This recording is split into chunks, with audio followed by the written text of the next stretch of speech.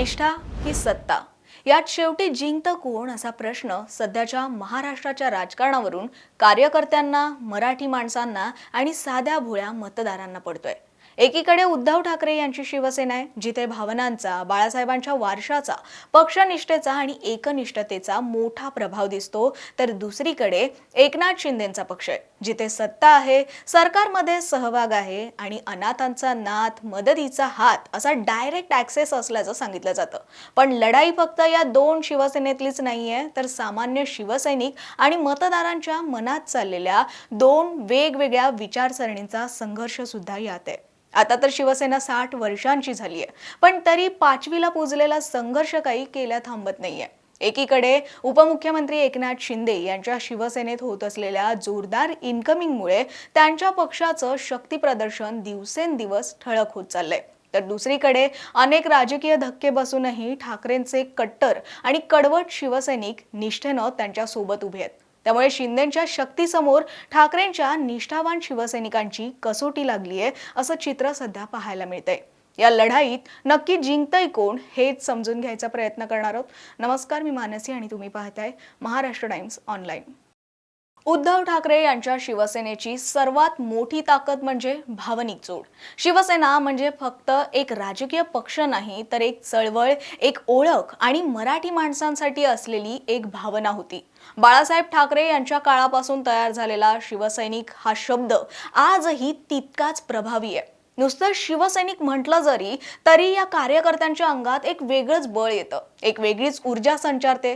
त्यामुळे जे लोक अजूनही शिवसेनेला बाळासाहेबांचा वारसा मानतात, त्यांच्यासाठी ठाकरे गट हा भावनिक आधार आहे। इथे निष्ठा हा शब्द फक्त राजकारणापुरता नाही, तर स्वाभिमानी ओळखीचा भाग बनतो।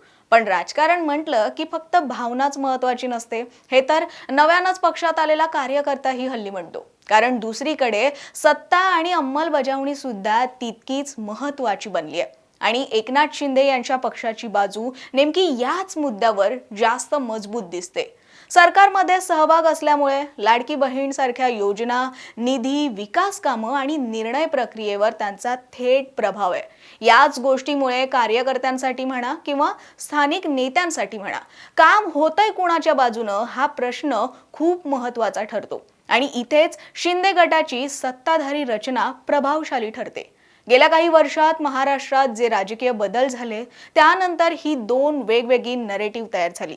ठाकरे गट म्हणतो आमच्या सोबत निष्ठा आहे, विचारधारा आहे आणि खरी शिवसेना म्हणजे आम्हीच आहोत, तर शिंदे म्हणतात की जो मैं बोलता हूं वो मैं करता हूं। शिंदे स्वतःला कॉमन मॅन किंवा डेडिकेटेड टू कॉमन मॅन असं आता म्हणू लागलेत।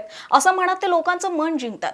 म्हणजे शिंदे गट असं म्हणतो की आम्ही फक्त बोलत नाही, तर आम्ही सत्ता वापरून काम करून दाखवतो। पण या दोन्ही गोष्टींचा इफेक्ट वेगवेगळ्या स्तरांवर दिसतो। शहरी मतदार, सोशल मीडिया आणि राजकीय चर्चांमध्ये ठाकरे गटाचा भावनिक प्रभाव सर्वाधिक दिसतो। पण हेच जर आपण ग्रामीण भागात पाहिलं किंवा स्थानिक राजकारण आणि विकास केंद्रित मतदारसंघांमध्ये जर पाहिलं, तर तिथे शिंदे गटाचा प्रभाव सुद्धा पाहायला मिळतो। म्हणजेच काय, तर ही लढाई कोण बरोबर आहे यापेक्षा कोणाचा प्रभाव कुठे आहे अशी ही बनते। असाच आणखी एक महत्त्वाचा मुद्दा म्हणजे संघटन। पक्ष कोणताही असो, पण संघटन तर मजबूत असायलाच हवे। कारण निष्ठा कितीही मोठी असली तरी ती संघटनाशिवाय टिकत नाही आणि सत्ता कितीही मोठी असली तरी ती जनाधाराशिवाय जास्त काळ टिकू शकत नाही। सोप्या शब्दात सांगायचं तर अलीकडे राजकारणात फक्त भावना किंवा निष्ठेच्या जोरावर पक्ष फार काळ टिकू शकत नाही।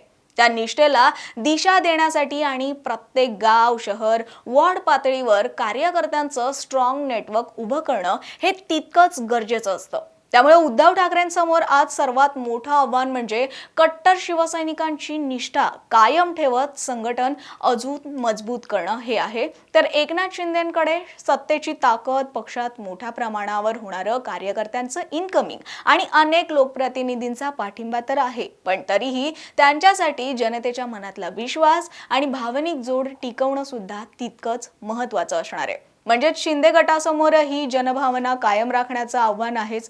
पण आता प्रश्न उरतो की या दोन्हींपैकी नक्की जिंकतंय कोण?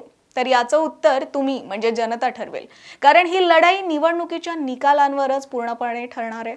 खरं तर हा संघर्ष फक्त दोन नेत्यांमधला किंवा दोन गटांमधला उरला नाहीये, याचं कारण म्हणजे निष्ठा ही भावना निर्माण करते, पण सत्ता परिणाम दाखवते. आणि महाराष्ट्राच्या राजकारणात सध्या या दोन गोष्टी एकाच वेळी वेगवेगळ्या दिशांनी चालतायत. म्हणूनच ही लढाई कोण जिंकतंय यापेक्षा कोण जास्त काळ टिकतंय हे दाखवणारी असेल. पण तुमच्या मते या दोन्ही शिवसेनेच्या राजकारणाचं भविष्य काय असेल? कमेंटमध्ये नक्की सांगा. आणि अशाच व्हिडिओ पाहण्यासाठी महाराष्ट्र टाइम्स ऑनलाईनच्या यूट्यूब चॅनलला सबस्क्राईब करा, फेसबुक पेजला लाईक आणि फॉलो करा.